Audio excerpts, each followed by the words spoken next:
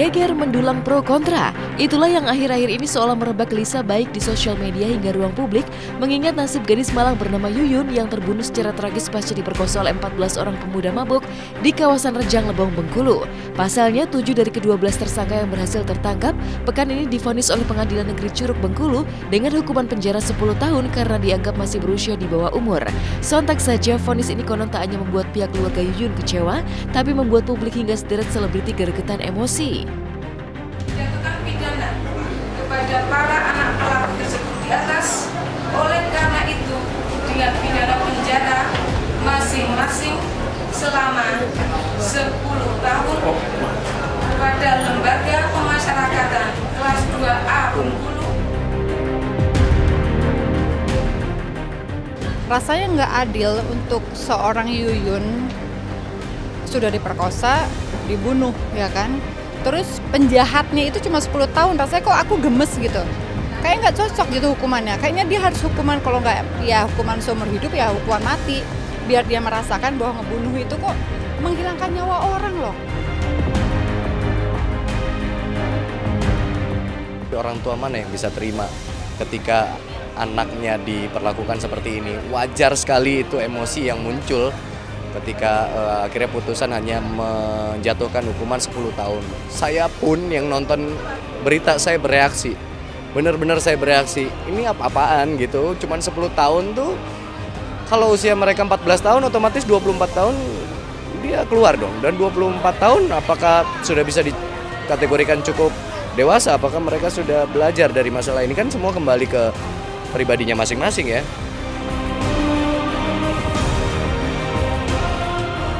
Ironisnya, ibarat fenomena gunung es, kasus Yuyun hanyalah pucuk yang terlihat dan mendulang geger di tengah maraknya tindak kekerasan seksual kepada anak-anak di sepanjang negeri ini.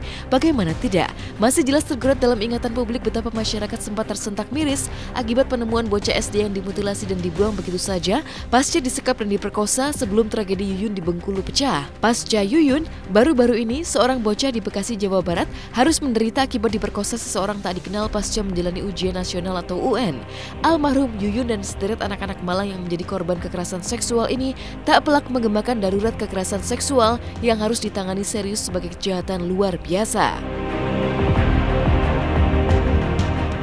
Kepada pelaku yang usia anak-anak butuh treatment khusus. Di dalam Undang-Undang 11 tahun 2012 tentang sistem peradilan pidana anak, di samping ancaman pidana yang sangkakan kepada yang bersangkutan, ada pendekatan yang disebut sebagai pendekatan restoratif, dipulihkan. Jadi ada proses pendampingan untuk kepentingan pemulihan agar nanti dia tidak mengulangi perbuatannya dan kemudian tumbuh normal seperti sedia kala orang yang baik yang tidak melakukan tindak pidana kembali.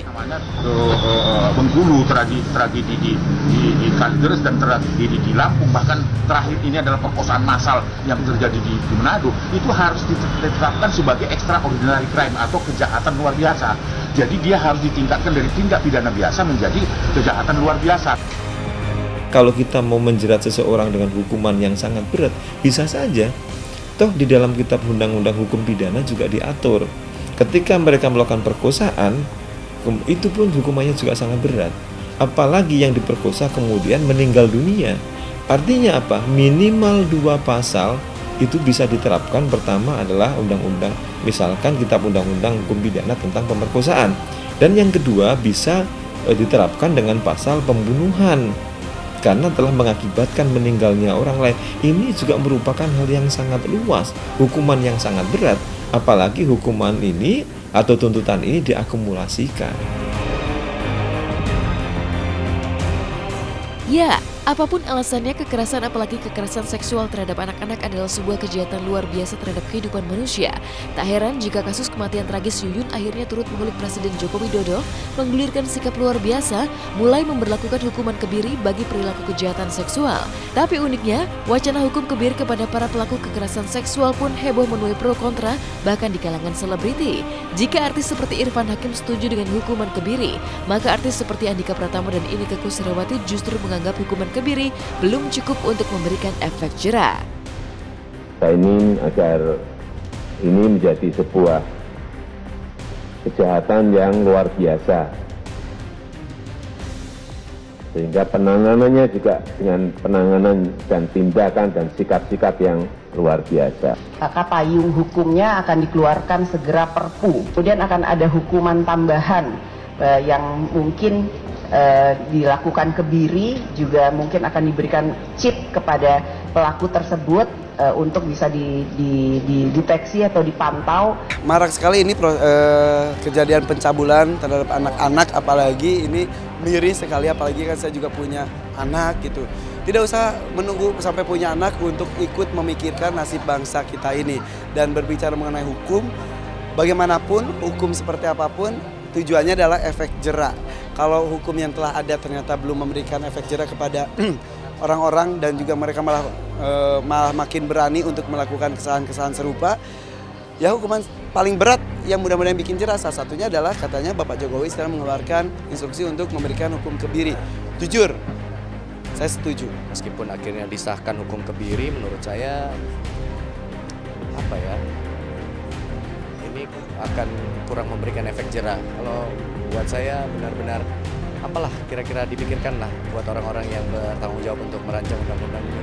Kira-kira hukuman yang benar-benar membuat orang berpikir ribuan kali untuk melakukan hal semacam itu. Presiden Jokowi menginstruksikan suruh kebiri, tambah lagi, jangan cuma kebiri aja gitu, tambah lagi hukumannya supaya mereka, supaya orang lain tidak punya pikiran untuk melakukan hal yang sama, untuk kasih efek jera.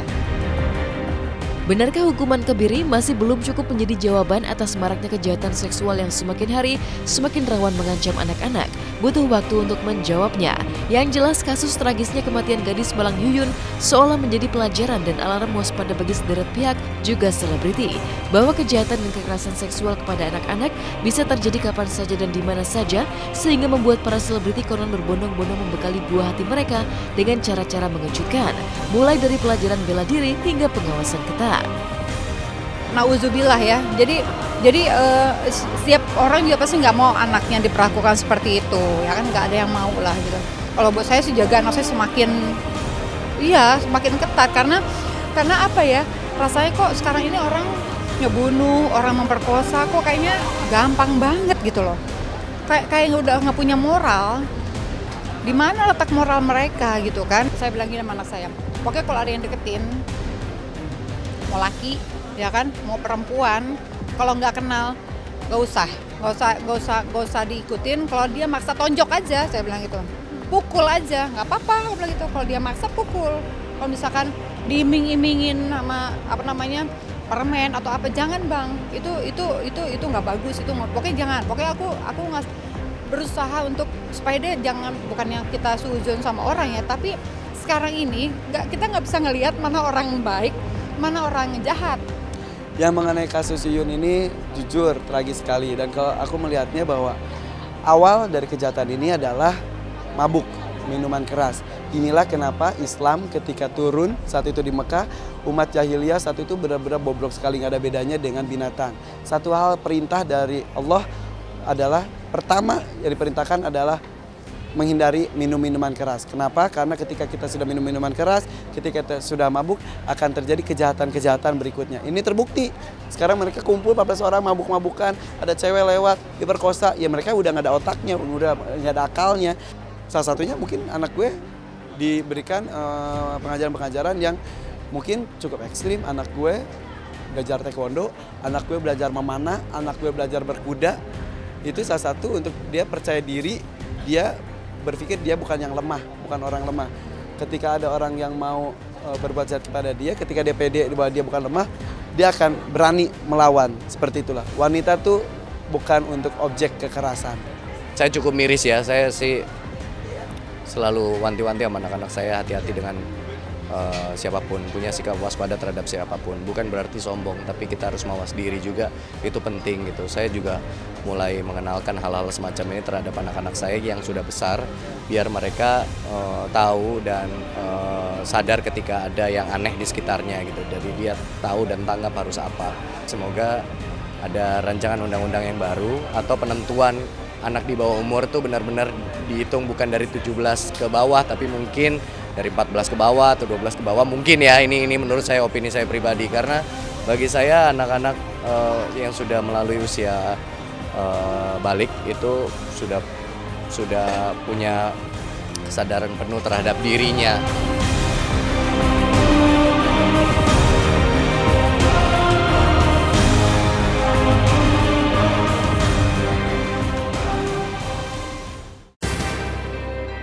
Belum kering mendulang heboh pasca putus cinta setelah 1 minggu menjalin asmara dengan Ical Muhammad.